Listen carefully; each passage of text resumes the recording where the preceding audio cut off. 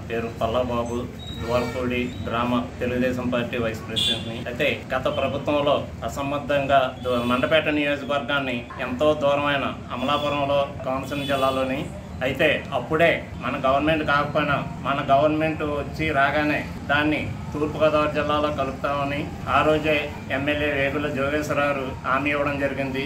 ఆ హామీ ప్రకారం మన తెలుగుదేశం పార్టీ అధ్యక్షులు ఎన్డీఏ కూటమి తరఫున నారా చంద్రబాబు నాయుడు గారు ఎమ్మెల్యే గారు ఇచ్చిన హామీని దృష్టిలో పెట్టుకొని ఆయన కోనసీమ జిల్లా నుంచి మన నియోజకవర్గాన్ని తూర్పుగోదావరి జిల్లాలోకి కలపడం జరిగింది.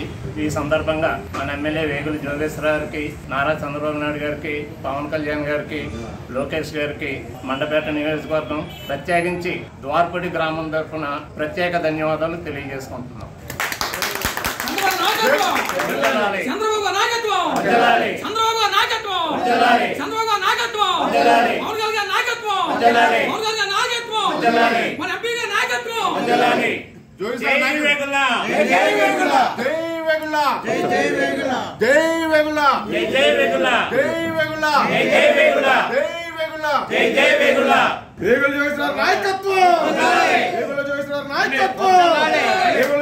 నాయకత్వం